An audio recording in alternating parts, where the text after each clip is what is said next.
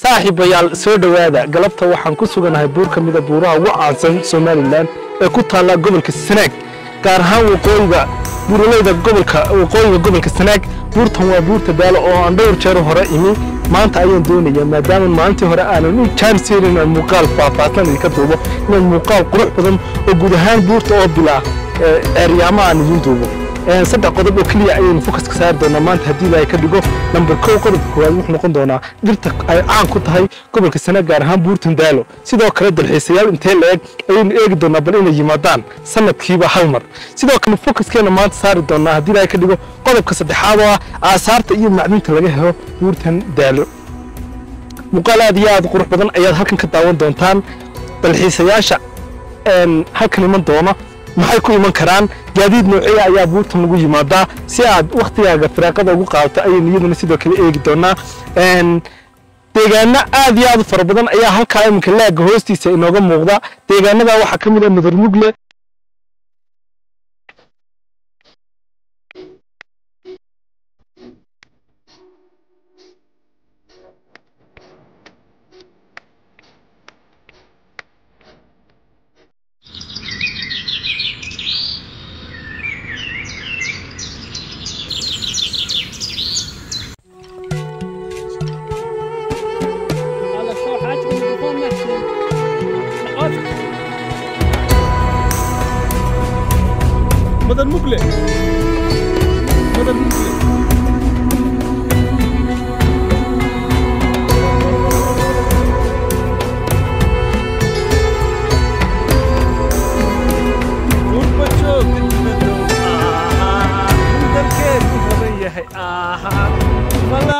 dareemine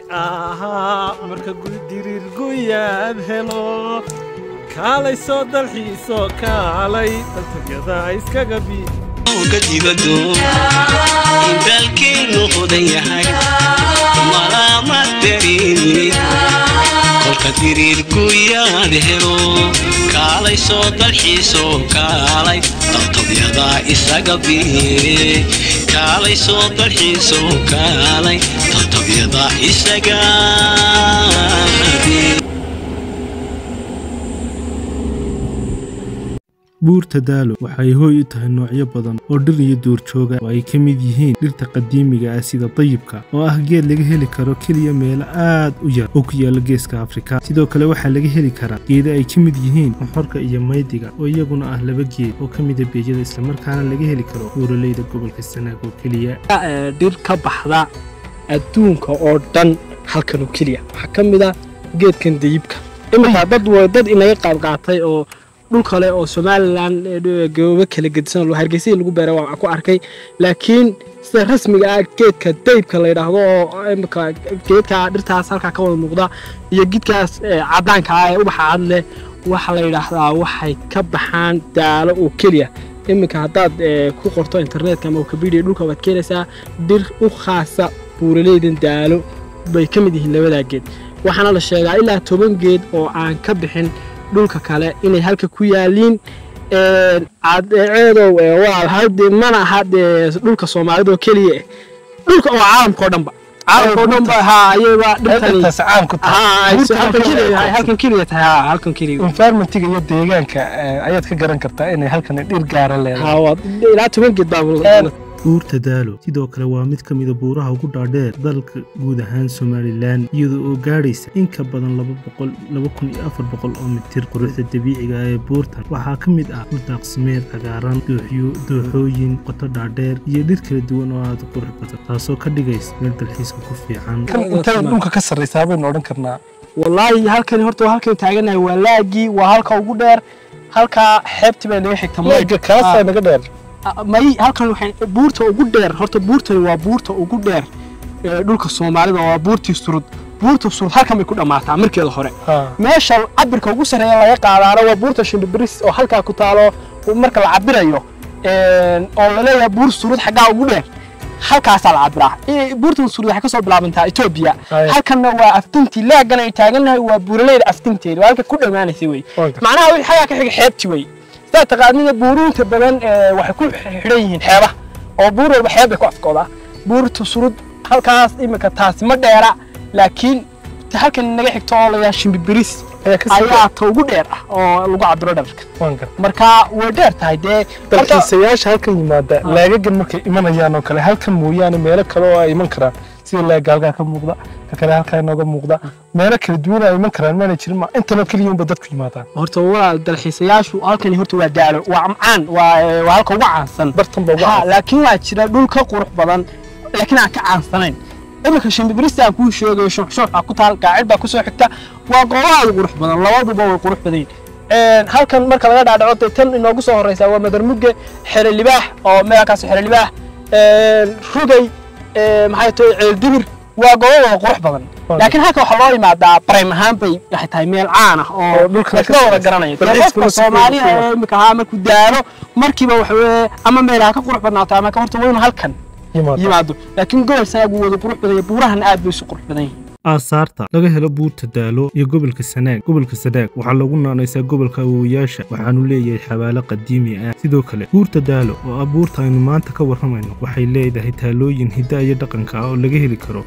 buurta daalo waxay hooy u tahay taalooyin dhaqameed aad u muhiim ah oo ka turjumaya dhaqanka iyo taariikhda dadka deegaanka taalooyinkan waxay noqon karaan meelo xusuus leh ama astaamo u ah dadku si ay u xurmeeyaan oo aynu xusuustaan awoowayaashood buurta daalo sidoo kale waxaa laga heli karaa xabaalo qadiimi oo la rumaysan yahay inay ka soo jeedaan boqortooyooyinkii hore ee ka talin jiray gobolkan xabaalahan waxaa badanaa ku yaala dhagaxyo waaweyn oo calaamad u ah dadkaasi iyo halkay ku aasan yihiinba aasaartan taariikhida ee ku taalla buurta daalo waxay bixinaysaa aragtiyo muhiima oo ku saabsan nolosha iyo dhaqankii dadkii hore ee deegaankan waxaana ay meesha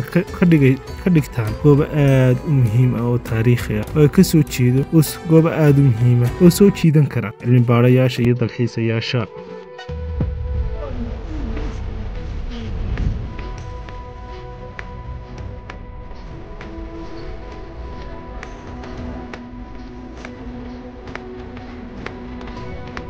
deegaanada gobolka sanaag waxay buurtan caan ku tahay oo kale waxyaabo aasaar oo la sheegay in aasaartaasi ay gaar u tahay buurta daalo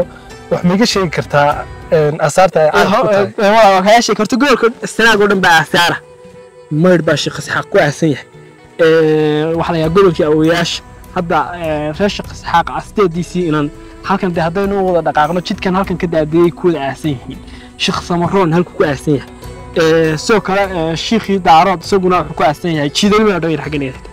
horta marka aasaar la dhaho waa dhulka wada aasaar kuwa Ingiriiski kaga tagay kuwa maxay tahay dawladii ay kaga tagtay maxaad si aad bare dictatorka ahayd waa wada aasaar laakiin daalo imkaan taaganahay oo la yiraahdo daalo arabo halkan ku aasan waxa ugu caansan aasaarteeda kamid ah arraweero oo islaan caan oo taqaano sheekooyinka hore Soomaalida lagu xuso raggana way dhufaari jirtay ayaa ugu caansan inaad soo marteen in kala garan maayo jidka weeyo waxay ku jirtaa aasaarta ku jirtaa waana baantahay aasaartu maba tirin karno sanaaga day soo gal mad waxay ka sheegi kartaa sababta ay raggu dhagaxa inta leeg xabaasha arraweelaha u saareen caleemo fara badan oo qalalay ay saaran yihiin leeyri dumar baa saaray horta dumarku waxay saaraan caleenta haye ragguna waxay saaraan dhagaxa haye waxa raggu u saarayaan dhagaxa raggu dhufaani jirto oo la dagaalamayaan raggu waxay leeyihiin wayna xumisoon walba dhagaxa qaar badan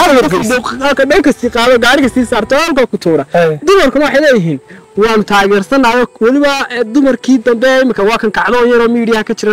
ragga Soomaaliyeed dumarka Soomaaliyeed ka soo horjeeda intii ba faaran si noqotay dumarku waxay u sii qaataan ubaxyada qaanmiga uga soo qaataan ay saaraan laakiin si daraa dumarku ay qalala ragga waxa uu waara boqol sanadood ka hor la saaray kii ay saareen nimadii ugu horeeyay ayaa laakiin dumarku waa qalal caleemahooda in yar haddaan soo gabagabno deegaanada halka ka muuqda Madarmugle iyo wadooyinka ama halkay ka helaan transportation kala magaalada Madarmuge waa kan ninkii noogu soo xigay halka inooga muuqda Madarmuge wadadii meed baa maraysa waxa laga soo baxay wadada bay ka soo wareegaysaa hadda qofku markuu waa taa halka maraysa wataa qofku markuu halkan karin wadana gaalayna la soo gashay wadana halkaas ka wareegaysaa laagaasay soo afjaraysaa laagi waa kan godkii bay ka soo baxaysaa godkii waa laagan halkan ka soo wareegaysaa wataa Madarmuge ka dhaadhacaysa Madarmuge markay ka marto waxay sii maraysaa tuulada ayra kale halkaas ciidan dibirka galaysa waa dhowr iyo 7 kiiloomitir laakiin waa wada dhib badan oo raf badan oo dow godkii tabca ayaa la saddex maaragtay ku yaal dhulka Soomaalida ee meel baanal ah oo gool ka dhex baxaan aad bay mahadsantahay ayo waa gacayana buuxda ay naga siisay gol sanaad aad iyo aad bay mahadsantahay ayo saaxiib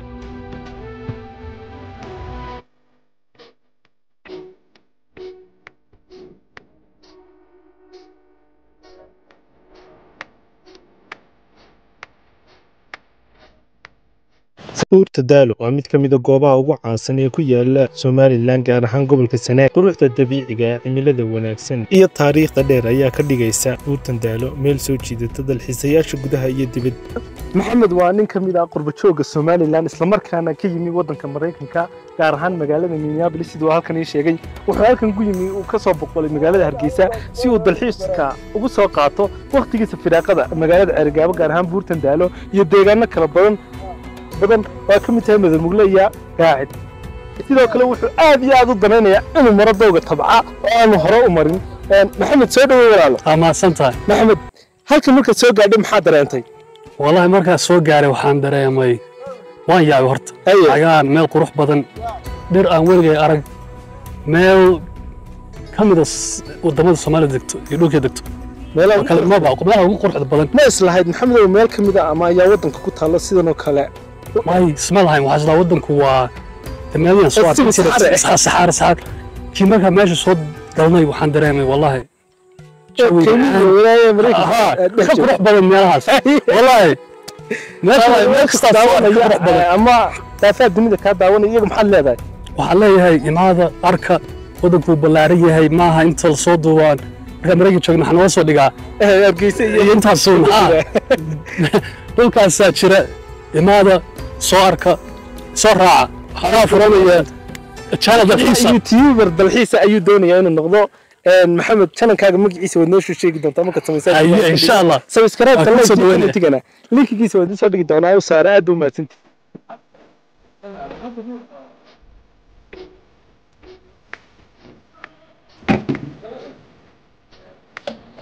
يرحم العيال مريضة ايه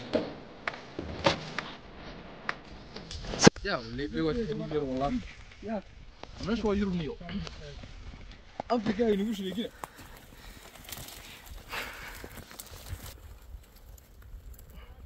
irtaas indhaa yidi ka gelin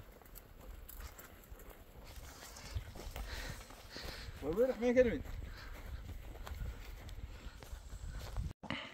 بدنا مارك بالمرني صدق من هذا هاي من محمد هاي من مارك saaxiibayaal muuqaalkii quruxda badnaa aan ka duulay khaasatan Buurta Daalo gobolka Sanaag oo dhan gaar ahaan Buurta Daalo aad iyo aad baad u mahadsantihiin si fiican u soo daawateen fadlan muuqaalka dib soo gaaray subscribe like iyo comment saara aad iyo aad baad u mahadsantihiin intaasan ku soo gabagabeynaa tan iyo muuqaal kale oo qurux badan oo aan ka duubi doono gobolka Sanaag gaar ahaan magaalada Cerigabo degmada ayaan ka soo duubi doonaa muuqaal la soco muuqaalkana subscribe tana saarno halkana igala soco mar